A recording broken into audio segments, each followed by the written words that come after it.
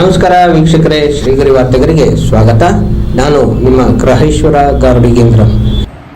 ದಿನಾಂಕ ಫೆಬ್ರವರಿ 12, 2026ರಂದು ಕೃಷ್ಣರಾಜ ವಿಧಾನಸಭಾ ಕ್ಷೇತ್ರದ ಮಾನ್ಯ ಶಾಸಕರಾದ ಶ್ರೀ ಟಿ.ಎಸ್. ಶ್ರೀವತ್ಸರ್ ಅವರಿಂದ ಕೆರೆ ಒತ್ತುವರಿ ಹಾಗೂ ಮೂಢ ನಿರ್ಣಯಗಳ ಕುರಿತು ಪತ್ರಿಕಾಗೋಷ್ಠಿಯಲ್ಲಿ ಮಾತನಾಡಿದರು. ಈ ಸಂದರ್ಭದಲ್ಲಿ ಮೈಸೂರು ನಗರ ಬಿಜೆಪಿ ವಕ್ತಾರರಾದ ಶ್ರೀ ಎಂ.ಎ. ಮೋಹನ್ ರವರು ಹಾಗೂ ಮಾಜಿ ಮೇಯರ್ ಶಿವಕುಮಾರ್, ಮಹೇಶ್ ರಾಜೆ ಅರಸ್, ಗೋಪಾಲ್ ರಾಜೆ ಅರಸ್ ಪಕ್ಷದ ಮುಖಂಡರು ಉಪಸ್ಥಿತರಿದ್ದರು. ಸ್ಥಳ ಕೆಸಿ ಲೇಔಟ್, ಕಾವೇರಿ ಗ್ರಾಮೀಣ ಬ್ಯಾಂಕ್ ಹತ್ತಿರ. ಅದು ಮೊದಲಿಂದಲೂ ಹಾಗೆ ಇದೆ. ಟ್ರೈನ್ ಅದು ಹಾಗೆ ಇತ್ತು. ಈಗ ಊರಾದರೂ ಸಹ ಕೆರೆ ಅಂತ ನೀವೇ ಹೇಳಿ ಯೂಸ್ ಮಾಡಿದ್ರು. ಕೆರೆ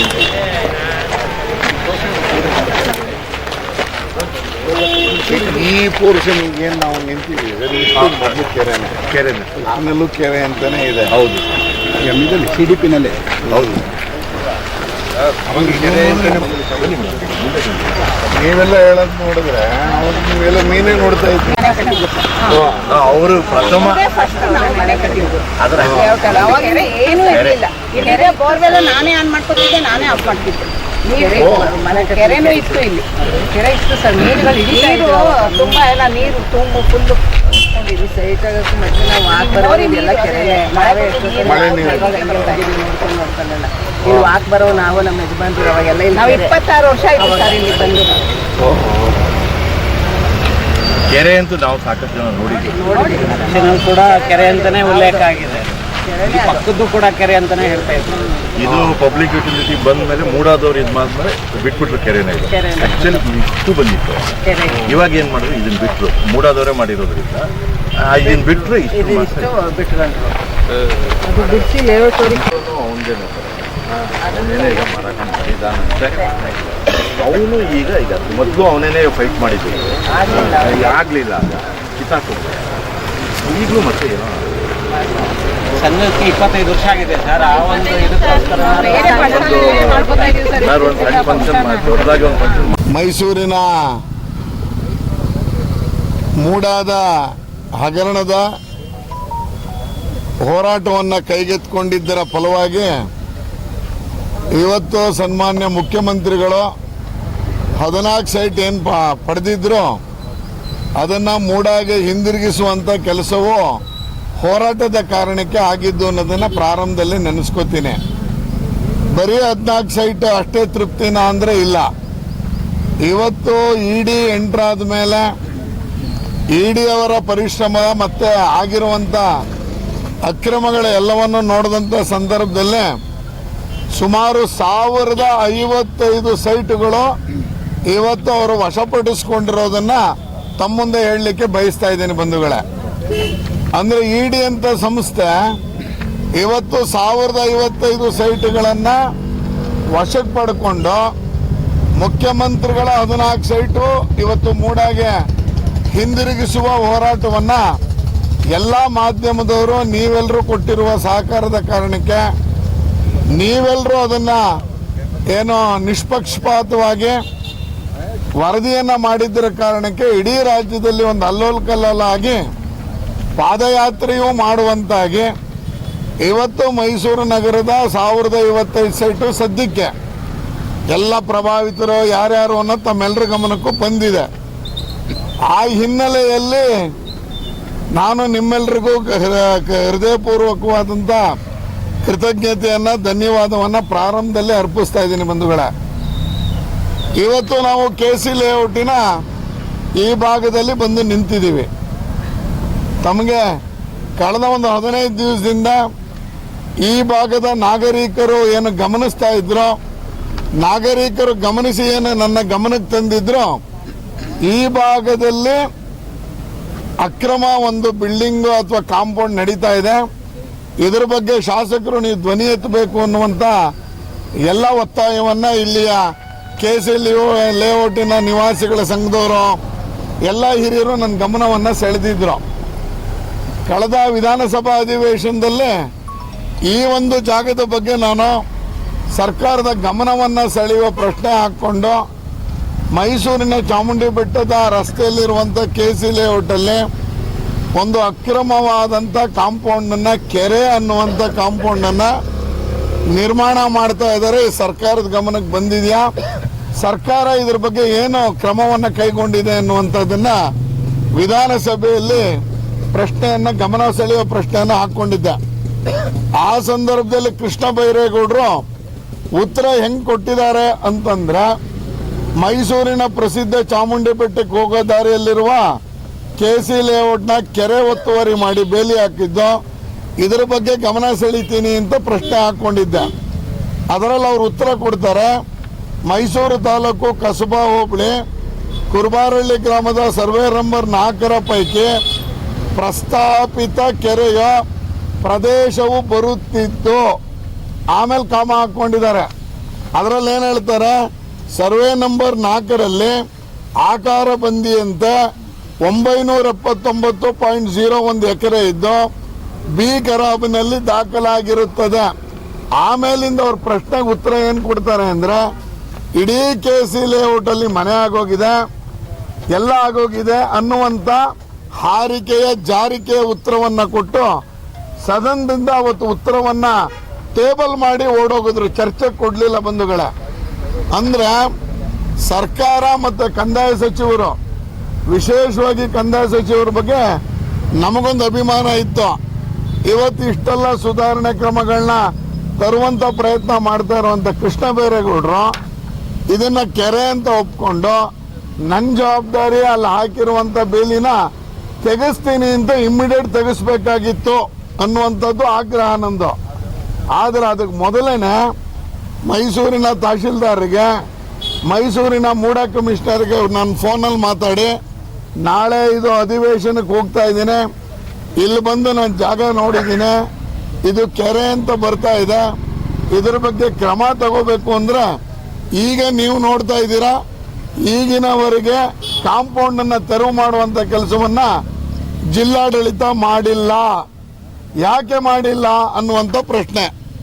ಇವತ್ತು ಇದು ಕೆರೆ ಅನ್ನೋದಕ್ಕೆ ನಮ್ಮ ಹತ್ರ ಮೂಡಾದ ಮಾಸ್ಟರ್ ಪ್ಲಾನ್ ಅಂತ ಏನಿದೆ, ಇದರಲ್ಲಿ ಇದು ಕೆರೆ ಅನ್ನುವಂಥದ್ದನ್ನು ಮಾರ್ಕ್ ಮಾಡಿ ತೋರಿಸಿದ್ದಾರೆ ಬಂಧುಗಳೇ. ಇದು ಮೂಡಾದ ಮಾಸ್ಟರ್ ಪ್ಲಾನು. ಒಂದಾದರೆ ಹಳೆ 1931ರ ಪ್ಲಾನ್ ಪ್ರಕಾರ ಅವತ್ತೇನಿತ್ತು ಇದು ಕುರ್ಬಾರಳ್ಳಿದು, ಇದರಲ್ಲೂ ಇದನ್ನ ಕೆರೆ ಅನ್ನೋದನ್ನ ಮಾರ್ಕ್ ಮಾಡಿದ್ದಾರೆ. ಎರಡೂ ಆದ ಮೇಲೆ ಯಾವ ಈ ಜಾಗದಲ್ಲಿ ನಾವು ಬಂದು ನಿಂತ್ಕೊಂಡು ನೋಡ್ತಾ ಇದ್ದೀವಿ, ಈ ಜಾಗ ಇನ್ನೊಂದಷ್ಟು ನೋಡಿದ್ರೆ ಇದು ಏನು ಮಾರ್ಕ್ ಮಾಡಿದ್ದೀವಿ, ಇದು ಕೆರೆಯ ಜಾಗ ಅನ್ನುವಂಥದ್ದು ಕಾಣಿಸ್ತಾ ಇದೆ.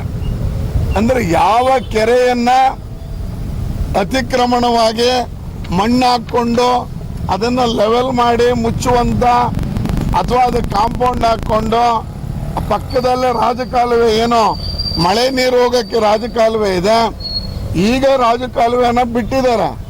ನಾಳೆ ನಾವು ಇದನ್ನು ಧ್ವನಿ ಎತ್ತೇ ಹೋದರೆ ರಾಜಕಾಲುವೆಯನ್ನು ಸೇರಿಸ್ಕೊಂಡು ಅದಕ್ಕೆ ಬೇಲಿ ಹಾಕುವಂಥದ್ದನ್ನು ಮಾಡುವಂಥ ಹುನ್ನಾರವನ್ನು ಮಾಡ್ತಾ ಇದ್ದಾರೆ.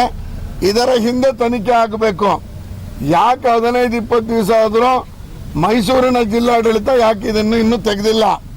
ಯಾಕೆ ಕಾಂಪೌಂಡ್ ಒತ್ತುವರಿ ಆಗಿದ್ರು ಯಾಕೆ ಅದನ್ನು ಬಿಡಿಸಿಲ್ಲ? 10 ವರ್ಷದಿಂದ ಇಲ್ಲಿಯ ನಾಗರಿಕರು ಹೇಳುವ ಪ್ರಕಾರ, ಇಲ್ಲಿರುವ ಮಹಿಳೆಯರು ಹೇಳೋ ಪ್ರಕಾರ, ಇವರು ಹೇಳ್ತಾ ಇದ್ದಾರೆ 10 ವರ್ಷದಿಂದನೇ ಇದಕ್ಕೆ ಇದೇ ಥರ ಒತ್ತುವರಿಯ ಪ್ರಯತ್ನ ಆಗಿತ್ತು.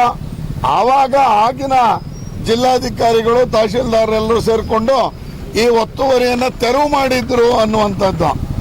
ಈಗ ನೀರಿಲ್ಲ ಅನ್ನೋ ಕಾರಣಕ್ಕೆ ಕೆರೆ ಅಂತ ಇಲ್ಲ. ಆದರೆ ಈ ಜಾಗದಲ್ಲಿ ಕೆರೆ ಇದ್ದಿದ್ದು, ಕೆರೆಯ ಜೊತೆಯಲ್ಲಿ ಮೀನುಗಳಿತ್ತು, ಮೀನನ್ನ ಹಿಡಿತಾ ಇದ್ದಿದ್ದನ್ನ ನಾವೆಲ್ಲರೂ ನೋಡಿದ್ದೀವಿ ಅನ್ನುವಂಥದ್ದನ್ನ ಇಲ್ಲಿಯ ನಾಗರಿಕರು ಹೇಳ್ತಾ ಇರೋದು ತಮ್ಮ ಗಮನಕ್ಕೆ ತರ್ತಾ ಇದ್ದೀನಿ. ಅಂದ್ರೆ ಕೆರೆ ಇದೆ, ಕೆರೆಗೆ ಮಣ್ಣು ಹಾಕಿದ್ದಾರೆ, ಮಣ್ಣು ಹಾಕಿದ್ರ ಜೊತೆಗೆ ಕಾಂಪೌಂಡ್ ಹಾಕಿದ್ರು ತೆರವು ಮಾಡಿಲ್ಲ. ಅಂದ್ರೆ ಇದರಿಂದ ಇರುವಂತ ಪ್ರಭಾವಿ ವ್ಯಕ್ತಿ ಯಾರು? ಪ್ರಭಾವಿ ವ್ಯಕ್ತಿ ಇಲ್ಲದೆ ಹೋದ್ರೆ ಜಿಲ್ಲಾಡಳಿತ ಮೊನ್ನೆ ನಾನು 140 ಎಕರೆ 140 ಕೋಟಿಯ ಪ್ರಾಪರ್ಟಿಯನ್ನು ವಶ ಮಾಡ್ಕೊಂಡಿದ್ದೀವಿ ಅಂತ ಏನು ಮೂಡಾದವರು ಮೊನ್ನೆ JCB ಗರ್ಜನೆ ಮಾಡಿದ್ರಲ್ಲ, ಇದನ್ನ ಯಾಕೆ ಮಾಡಿಲ್ಲ? ಇದನ್ನ ಯಾಕೆ ಜಿಲ್ಲಾಡಳಿತ ತಗೊಂಡಿಲ್ಲ? ಜಿಲ್ಲಾಧಿಕಾರಿಯೇ ಮೂಡ ಅಧ್ಯಕ್ಷರಾದ್ಮೇಲೆ ಇದನ್ನ ಯಾಕೆ ತೆರವುಗೊಳಿಸಿಲ್ಲ? ಆಯ್ತು, ರೆವಿನ್ಯೂ ಇಲಾಖೆಗೆ ಬಂದಿದೆ ಅಂದ್ರೆ ಜಿಲ್ಲಾಧಿಕಾರಿನೇ ರೆವಿನ್ಯೂ ಹೆಡ್ ಆದ್ಮೇಲೆ ಈ ಕಾಂಪೌಂಡ್ ಅನ್ನು ಯಾಕೆ ತೆರವುಗೊಳಿಸಿಲ್ಲ? ಇದರ ಹಿಂದೆ ಇರುವಂತ ಪ್ರಭಾವಿ ವ್ಯಕ್ತಿಗಳು ಯಾರು? ಹಂಗಾದ್ರೆ ಯಾರೋ ಪೀಟರ್ ಅನ್ನೋರು ತಾವೆಲ್ಲರೂ ನೋಡಿದಿರಿ, ಬೋರ್ಡ್ ಹಾಕೊಂಡಿದ್ದಾರೆ. ಈ ಕೆರೆಗೆ ಅವ್ರ ಹೆಂಗ್ ಬೋರ್ಡ್ ಹಾಕೊಳಕ್ ಸಾಧ್ಯ? ಹೇಗೆ ಕೇಸ್ ಆಗಿದೆ ಅಂತ ಅವ್ರು ಹೇಳ್ತಾರೆ. ಕೇಸ್ ಆಗಿದೆಯಾ ಅಂತ ನೋಡ್ಬೇಕಾಗಿತ್ತು, ಆದ್ರೆ ಅದನ್ನ ತೆರವು ಮಾಡಬೇಕಾಗಿತ್ತು. ಕೆರೆ ಅನ್ನೋ ಕಾರಣಕ್ಕೆ ರಕ್ಷಣೆ ಮಾಡಬೇಕಾಗಿತ್ತು.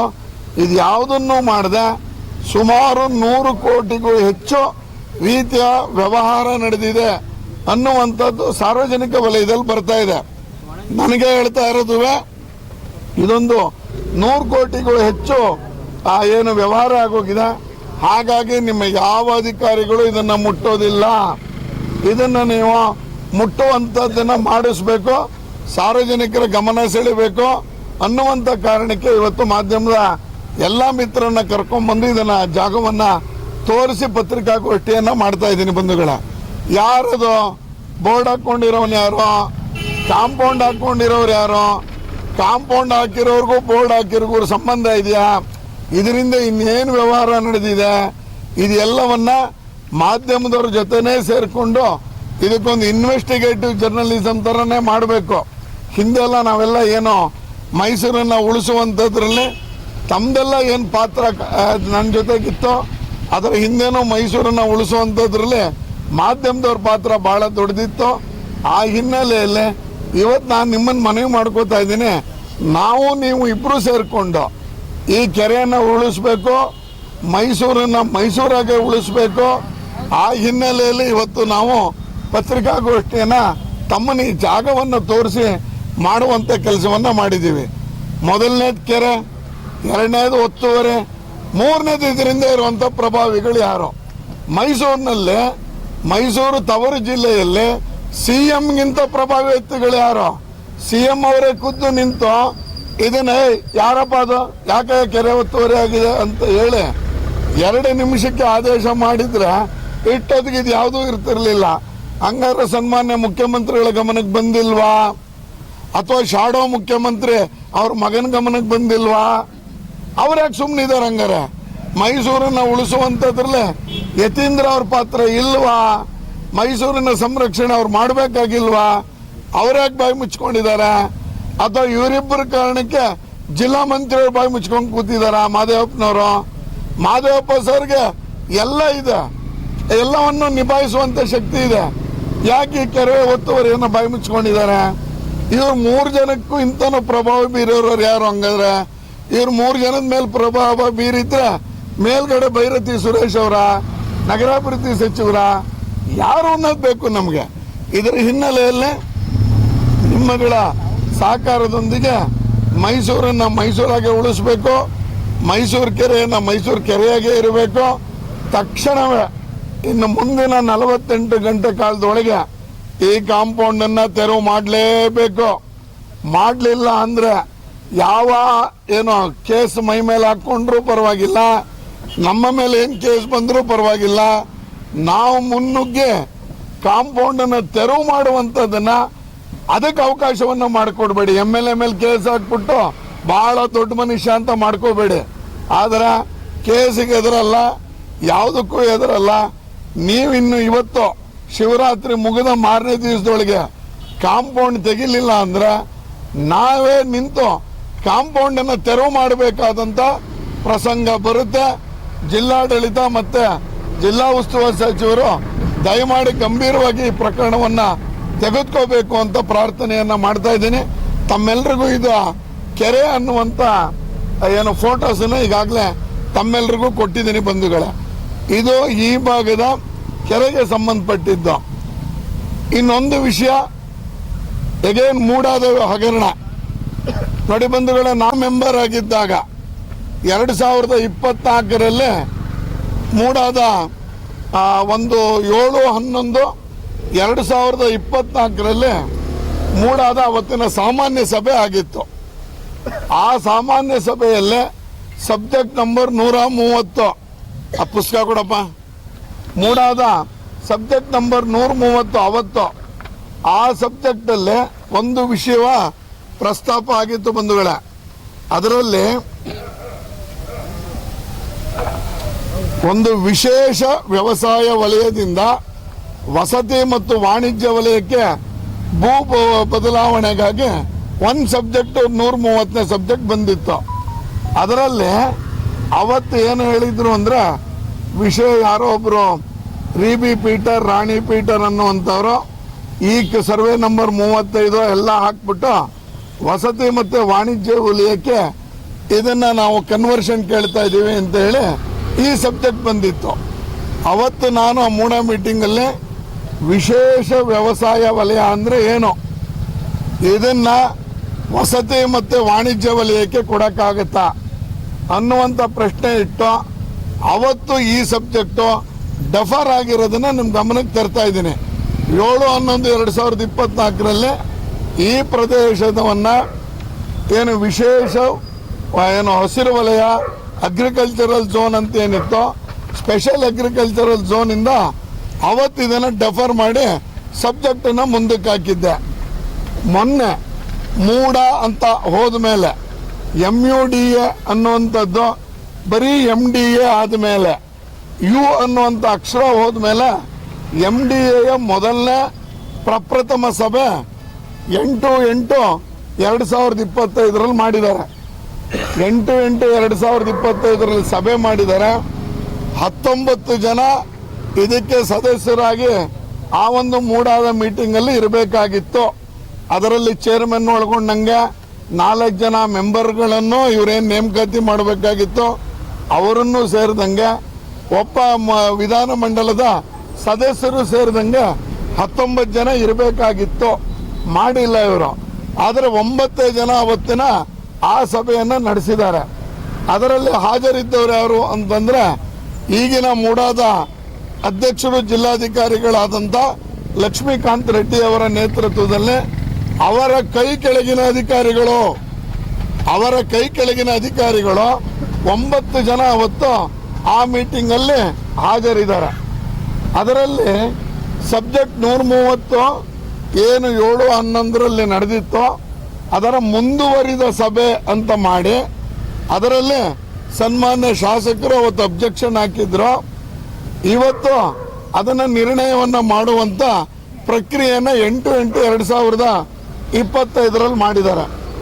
ಎಷ್ಟು ಎಕರೆ ಮಾಡಿದ್ದಾರೆ ಅಂದರೆ ಸ್ಪೆಷಲ್ ಅಗ್ರಿಕಲ್ಚರಲ್ ಝೋನಿಂದ ವಸತಿ ಅಥವಾ ವಾಣಿಜ್ಯ ಇದಕ್ಕೆ 47 ಎಕರೆ 55 ಕುಂಟೆ ಸುಮಾರು 50 ಎಕರೆಯನ್ನು ಇದನ್ನು ವಾಣಿಜ್ಯಕ್ಕೆ ಅಥವಾ ವಸತಿ ವಲಯಕ್ಕೆ ಕನ್ವರ್ಷನ್ಗೆ ರೆಕಮೆಂಡ್ ಮಾಡಿದ್ದಾರೆ. ಇದರಲ್ಲಿ ಏನು ತಪ್ಪು ಅಂತ ತಾವು ಕೇಳೋದಾದ್ರೆ ಸ್ಪೆಷಲ್ ಅಗ್ರಿಕಲ್ಚರಲ್ ಝೋನ್ ಅನ್ನೋದಕ್ಕೆ ನಾವೇ ಮಾಸ್ಟರ್ ಪ್ಲಾನಲ್ಲಿ ಹಂಗಂದ್ರೆ ಏನು ಅಂತ ಹೇಳ್ಕೊಂಡಿದ್ದೀವಿ. ಇದು ಸ್ಪೆಷಲ್ ಅಗ್ರಿಕಲ್ಚರಲ್ ಝೋನ್ಗೆ ತಮಗೂ ಕಾಪಿ ಕೊಟ್ಟಿದ್ದೀನಿ ಬಂಧುಗಳೇ. ಇದರಲ್ಲಿ ಹಂಗಂದ್ರೆ ಏನು ಅಂತ ಇದೆ. ಹಂಗಂದ್ರೆ ಏನು ಅಂದರೆ ಇದರಲ್ಲಿ ನೋ ಡೆವಲಪ್ಮೆಂಟ್ ಝೋನ್ ಅನ್ನೋದು ಒಂದು ಭಾಗ. ಅದು ಬೆಟ್ಟದ 100 ಮೀಟರ್ ಒಳಗಡೆ ಯಾವುದೇ ಚಟುವಟಿಕೆ ಮಾಡಂಗಿಲ್ಲ, ಅದೊಂದು ಭಾಗ. ಆದರೆ 100 ಮೀಟರ್ ಆದ್ಮೇಲೆ ಏನು ಮಾಡ್ಬೋದು ಅನ್ನೋದಕ್ಕೆ ಇದಕ್ಕೆ ಸರ್ಕಾರನೇ ಮಾಡಿದೆ. ಅದರಲ್ಲಿ ಏನು ಹೇಳ್ತಾರೆ, ಇದರಲ್ಲಿ ನೋ ಡೆವಲಪ್ಮೆಂಟ್ ಝೋನ್, ಅದರಲ್ಲಿ only residential institutional buildings like old age homes, ಅನಾಥಾಶ್ರಮಸ್ are permitted subject to minimum of 1 hectare extent of land ಅಂತಾರೆ. ಅಂದ್ರೆ ಮನೆ ಕಟ್ಬೋದು, ಅನಾಥಾಶ್ರಮ ಕಟ್ಬೋದು, ಬೇರೆ ಕಟ್ಬೋದು. ಎಷ್ಟಿರಬೇಕು ಅಂದರೆ 1 hectare ಆಫ್ ಲ್ಯಾಂಡ್ ಅಂದರೆ 3.5 ಎಕರೆ ಇರಬೇಕು, 2.5 ಎಕರೆ ಇರಬೇಕು. ಇದರಲ್ಲಿ ಇನ್ನೊಂದೇನು ಹೇಳ್ತಾರೆ ಅಂದರೆ ಈ however no subdivision of land for residential layout or other uses are permitted. ಅಂದರೆ ಒಂದು ಏನು ಪ್ಲಾಟ್ ಇದೆ 1 ಎಕರೆ ಅಂತ ಏನಿರುತ್ತೆ ಅದನ್ನು 2 ಭಾಗ ಮಾಡಬಾರ್ದು. ಅರ್ಧ ವಸತಿಗೆ ಅರ್ಧ ಕಮರ್ಷಿಯಲ್ಗೆ ಅಂತ ಮಾಡಂಗಿಲ್ಲ. ಆದರೆ ಈಗ ಇವ್ರು ಏನು ರೆಕಮೆಂಡ್ ಮಾಡಿದಾರಲ್ಲ, ರೆಕಮೆಂಡ್ ಮಾಡಿರೋದ್ರಲ್ಲಿ ಅರ್ಧ ಬೈಫರ್ಕೇಶನ್ ಮಾಡಿದ್ದಾರೆ. ಉದಾಹರಣೆಗೆ ಇದರಲ್ಲಿ ಒಂದು ಜಾಗ ಹೇಳ್ತಾರೆ, ಕುರುಬಾರಹಳ್ಳಿ ಸರ್ವೆ ನಂಬರ್ 35 3 ಎಕರೆ 0 ಗುಂಟೆ ಪೈಕಿ ವಾಣಿಜ್ಯ ವಲಯದಲ್ಲಿರುವ 14 ಗುಂಟೆ ಹೊರತುಪಡಿಸಿ ಉಳಿಕೆ 2 ಎಕರೆ 26 ಗುಂಟೆ ವಿಸ್ತೀರ್ಣದ ಜಮೀನಿನ ಪೈಕಿ 1 ಎಕರೆ 12 ಗುಂಟೆ ವಿಶೇಷ ವ್ಯವಸಾಯ ವಲಯದಿಂದ ವಾಣಿಜ್ಯ ವಲಯಕ್ಕೆ ಹಾಗೂ 1 ಎಕರೆ 14 ಗುಂಟೆ ವಿಸ್ತೀರ್ಣದ ಜಮೀನು ವಿಶೇಷ ವ್ಯವಸಾಯ ವಲಯದಿಂದ ವಸತಿ ವಲಯಕ್ಕೆ ಅಂತೇಳಿ ರೆಕಮೆಂಡ್ ಮಾಡ್ತಾರೆ. ಅಂದ್ರೆ ಯಾವುದು ಸ್ಪೆಷಲ್ ಅಗ್ರಿಕಲ್ಚರಲ್ ಝೋನಲ್ಲಿ ವಸತಿಗೆ ಮಾತ್ರ ಅವನ ಮನೆ ಕಟ್ಕೋಬಹುದು, ಅವರಲ್ಲಿ ಫಾರ್ಮ್ ಹೌಸ್ ಕಟ್ಕೋಬಹುದು ಅಥವಾ ಗ್ರೌಂಡ್ +1 ಕಟ್ಕೋಬಹುದು ಅನ್ನೋದು ಮಾಸ್ಟರ್ ಪ್ಲಾನ್ ಅಲ್ಲಿದೆ. ಆದರೆ ಇವರು ವಸತಿ ವಲಯ ಅಂದ್ರೆ ರೆಸಿಡೆನ್ಷಿಯಲ್ ಲೇಔಟ್ ಪರ್ಮಿಷನ್ ಕೊಡ್ತಿದ್ದಾರೆ, ರೆಕಮೆಂಡ್ ಮಾಡಿದ್ದಾರೆ. ಲೇಔಟ್ ರೆಕಮೆಂಡ್ ಮಾಡಕ್ ಬರೋಲ್ಲ, ಅವರ ಅಲ್ಲಿ ಮನೆ ಕಟ್ಕೋಬಹುದು. ಆದರೆ ಇವರು ಮಾಡಿರುವ 47 ಎಕರೆಯು ಇದರಲ್ಲಿ ರೆಸಿಡೆನ್ಷಿಯಲ್ ಲೇಔಟ್ಗೆ ಮಾಡಬಹುದು ಅನ್ನುವಂಥ ಶಿಫಾರಸನ್ನು ಮಾಡಿದ್ದಾರೆ. ಹಾಸ್ಯಾಸ್ಪದ ಏನು ಅಂತಂದ್ರೆ ಇದರಲ್ಲಿ ಮತ್ತೆ ಮುಂದಿನ ವಾರ್ತೆಗರಿಯಲ್ಲಿ ಭೇಟಿಯಾಗೋಣ. ಶ್ರೀಗರಿ, ನಿಮ್ಮ ಮನದಾಳದ ಗರಿ. ನಮಸ್ಕಾರ. ಶ್ರೀಗರಿ, ನಿಮ್ಮ ಮನದಾಳದ ಗರಿ. ಶ್ರೀಗರಿ, ನಿಮ್ಮ ಭಾವನೆಗಳ ಗರಿ. ಶ್ರೀಗರಿ, ನಾಡಿನ ಹೆಮ್ಮೆಯ ಗರಿ. ಮನೆ ಮನಗಳ ಗರಿದು ಶ್ರೀಗರಿ, ತನು ಮನ ಧನಗಳ ಗರಿದು ಶ್ರೀಗರಿ, ವಿಶ್ವದ ದೇಶದ ನಾಡಿನ ಗರಿದು ಶ್ರೀಗರಿ. ಶ್ರೀಗರಿ ಶ್ರೀಗರಿ ಶ್ರೀಗರಿ ಶ್ರೀಗರಿ ಶ್ರೀಗರಿ, ನಿಮ್ಮ ಮನದಾಳದ ಗರಿ.